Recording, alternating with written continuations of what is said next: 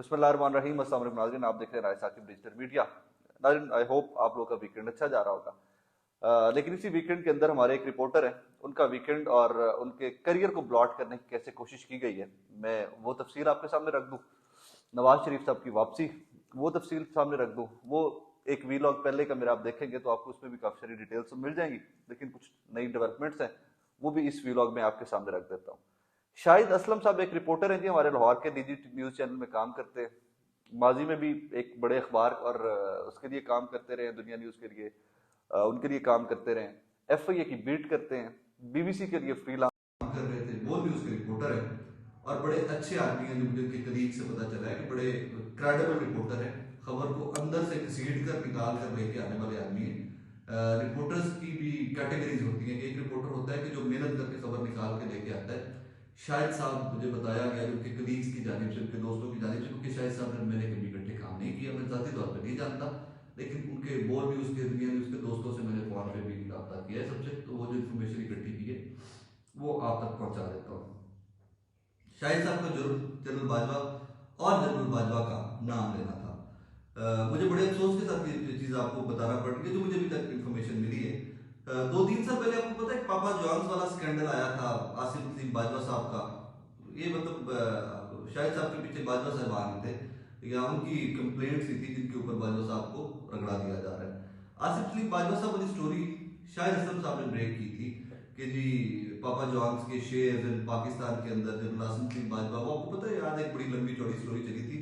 बदकिस्मती की बात यह है कि जो आज इस स्टोरी को टेकअप करेंगे, जो इस स्टोरी को उठाकर सर पर उठाकर भागेंगे, मेरे यही बहन भाई तब आसिफ नसीम बाजवा साहब को डिफेंड कर रहे थे और शाहिद असलम साहब को इसके ऊपर तनकीद का निशाना बना रहे थे कि स्टोरी गलत है, ये है वो है, उनके भाई का कारोबार है, ब्ला ब्ला, जो भी वो 2-3 साल पुरानी स्टोरी है, ये 3 साल गालिबन हो गए इस बात को। उसके बाद इनका सेकंड जुर्म जो है वो ये बताया गया मुझे कि जनाब इन्होंने जो ex army chief general Bajwa Qamar Javed Bajwa साहब है, उनकी जो बेगम, उनकी फैमिली के जो सासाजाद थे, वो तमाम तर तफसीलात भी इन भाई साहब ने निकाली थी, शाहिद असलम साहब ने निकाली थी और अहमद नूरानी साहब और ये सब लोग मिलकर काम कर रहे थे।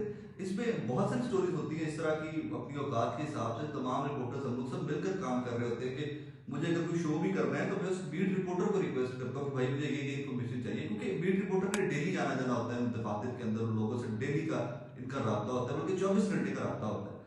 तो मैंने अगर हेल्थ बीट से कोई स्टोरी करनी है तो मैं उस रिपोर्टर को रिक्वेस्ट करूंगा कि मुझे ये चीजें चाहिए, मुझे फलां गेस्ट भी इवन चाहिए।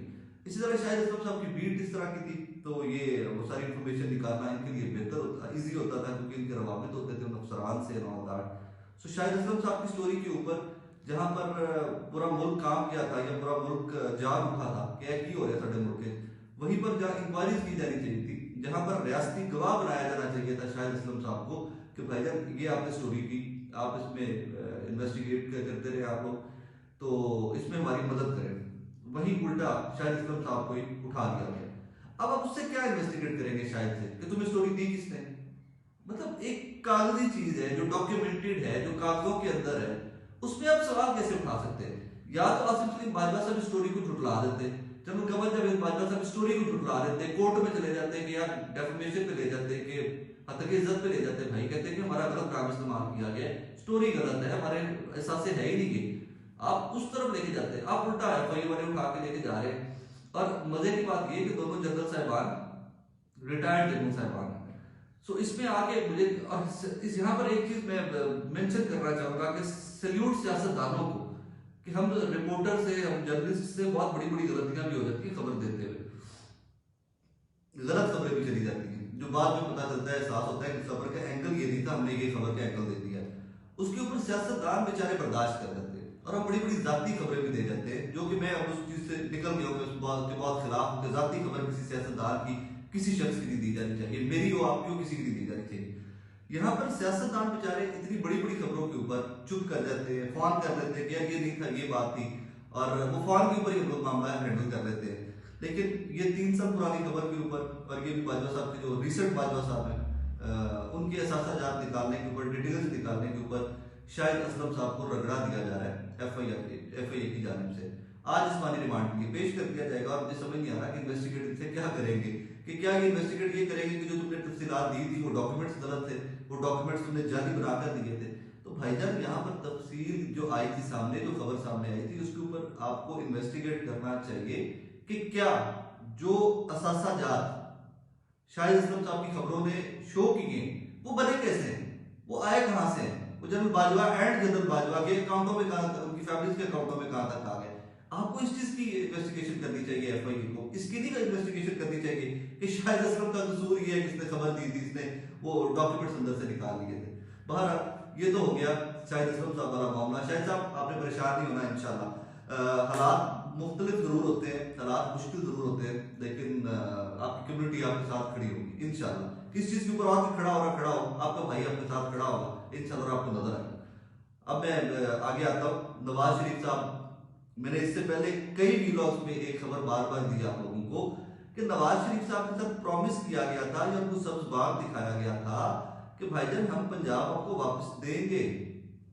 नवाज शरीफ साहब का के बारे में एक जुमला में एक दोस्त ने बताया नून लीग से कि मियां साहब सोचते हैं कि जब तक मुझे आसमान देते हो, कहते हो ऊपर की तरफ देखो, वज़ीर आज़म की तरफ देखो, मेरे पैर जमीन पे नहीं है तो मैं ऊपर कैसे देख सकता हूँ। ये जुमला उन्होंने कहा था पंजाब के कॉन्टेक्स्ट में कि भाई पंजाब हमारे पास है नहीं, पंजाब में काफी बड़े तरीके इंसाफ की हुकूमत है। आप कहते हैं कि शहबाज शरीफ वज़ीर आज़म बन गया, पाकिस्तान वापस आ जाए।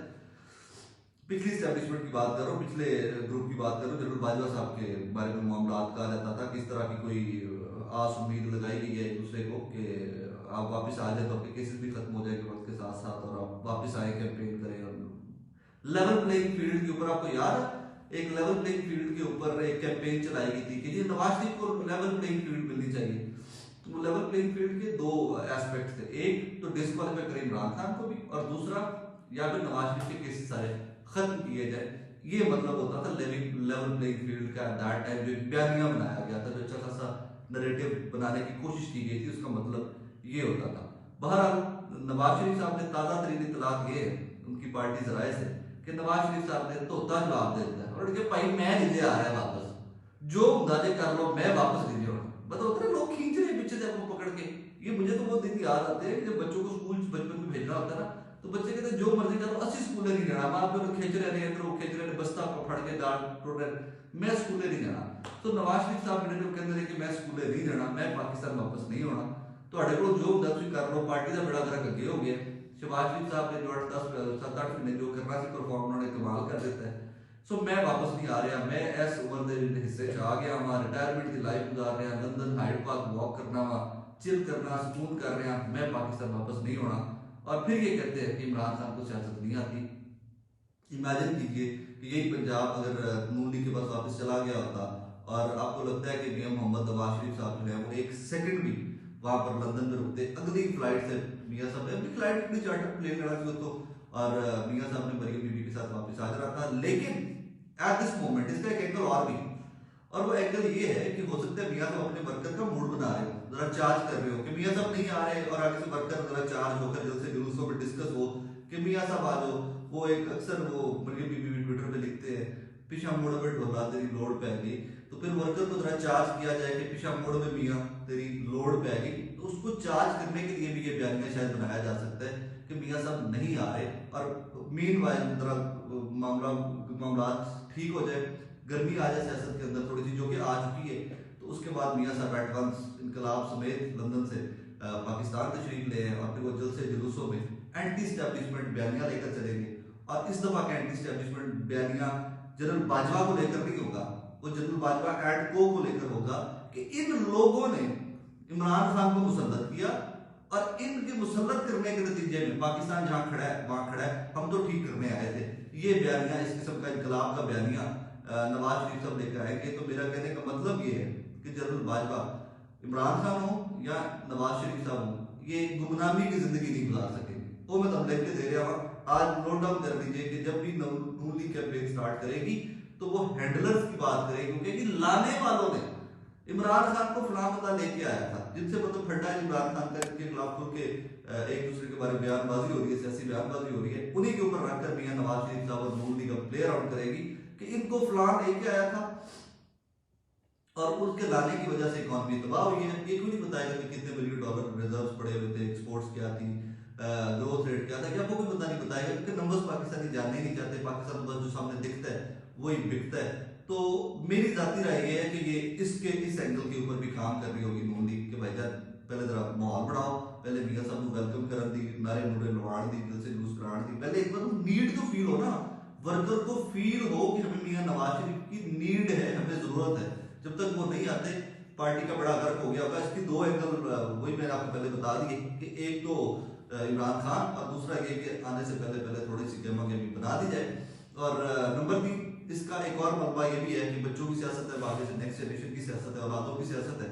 तो सारे का सारा मलबा हमदा शहबाज पे और शहबाज शरीफ पे फेंकना भी मकसूद हो सकता है कि मियां साहब जितना डिले करेंगे मुल्क उतना बड़ा गर्क तो होना ही बड़ा मुल्क था। नवाज शरीफ ने आगे मुल्क का बड़ा गर्क होते नहीं रोक लेना, क्योंकि वो तो पॉलिसीज ने रोकना होता है और पॉलिसीज उन्हें दे नहीं सकी कोई भी इस तरह की, कोई भी काम इस तरह की कर नहीं सकी। तो ये भी एक पर्पज हो सकता है कि मरियम बीबी ने रोका हो कि बाबू जी जरा आप थोड़ा रखिए, शहबाज शरीफ और हमजा शहबाज जरा पूरा पार लग लेने दीजिए। और पार लग गए हैं हम, यकीन माने हमजा शहबाज और शहबाज शरीफ साहब पूरा पार लग गए। पार तो वैसे पार्टी लगी हुई है, लेकिन चले फिर भी एक फैक्टर या एक वो सेवियर उन्होंने भी रखा हुआ है, अपना इनकलाबी सेवियर रखा हुआ है जिसका नाम मोहम्मद नवाज शरीफ साहब है। तो बाकी अभी तक के इन्होंने कह दिया कि भाई मेरे हाथ खड़े थे, मैं पाकिस्तान वापस नहीं होगा। बाकी फिर दुआ किया करें इस मुल्क के लिए और अपने लिए दुआ किया करें हो सके तो मुझे दुआ में याद रखिएगा। अल्लाह हाफिज़।